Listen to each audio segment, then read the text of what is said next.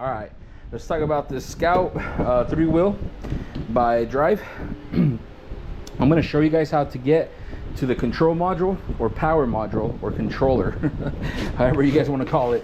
One of the easiest units to get to the control module for sure. I mean, there's some scooters out there that you have to take everything apart in order to get to that controller module. But anyways, okay, so what you're gonna have to do is take the battery pack, take it off. So let's loosen that up, move this out of the way. Oh, let's bring it out that way. I'm gonna raise this up. I'm gonna raise my table up a little bit. That way it's a little bit easier. Okay, maybe a little bit more. Right there, that's good. All right, so you are gonna use a Phillips screwdriver, or if you're gonna use an impact drill or just a power drill, you do wanna use a Phillips head, okay? So let's go ahead and get mine. Let me see which one I'm gonna use. And it's gonna be pretty basic. So I'm gonna get this one out. And this one is, what size is this? Doesn't say. Not sure, but it's just a basic Phillips adapter. So I'm gonna put it on my impact drill.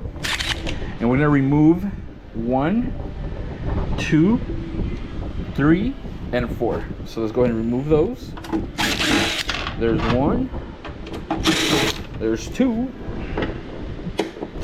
there's 3, and there's 4. Okay, once you remove those, this whole cover is gonna come off just like that, which is awesome.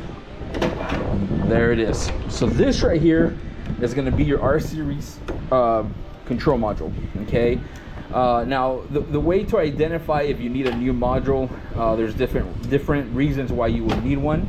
I would say, I believe the main one is either going to be a 9 beep, which is a communication error that's communicating from the module to the scooter itself. But you'll have to do some testing. I'm just showing you basically where it's at. If I ever have to do a video where I have to do testing on the module, I'll do that. But anyway, so you're gonna have your battery terminals, which is gonna be the first from the right to left. You have your red one, your black one. Those are gonna be your batteries, your leads, and then the second set, which is gonna be red and black, is gonna go your transaxle. This does have a single transaxle. It doesn't have 2 motors. It just has a single transaxle forward and backwards. But anyways, to remove that, there's no screw underneath the base of the scooter, so you just have to use a Phillips to remove that, everything comes out. You put the new one on there. Make sure, I would recommend take pictures just to make sure everything, you put everything correctly. It does give you a little picture. I'm not sure if you guys can see that, but it has the battery, and then it has the, I guess that's like the motor or the transaxle right there, and it shows you the minus and the negative. But you have to verify that these are going to be for the batteries and then these are going to be for the motors, because if you put them crisscross, you can fry one of the wires, or most likely your fuse, which, let me see, does this one have one? I don't think there's a fuse in there, but most likely you might fry one of these wires, so just be careful. But anyways, that's how you do it, man. It's pretty simple, pretty basic. That's your control module.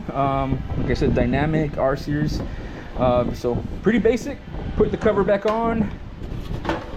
Fits in there just like that, and then screw everything back on. Hopefully that helps.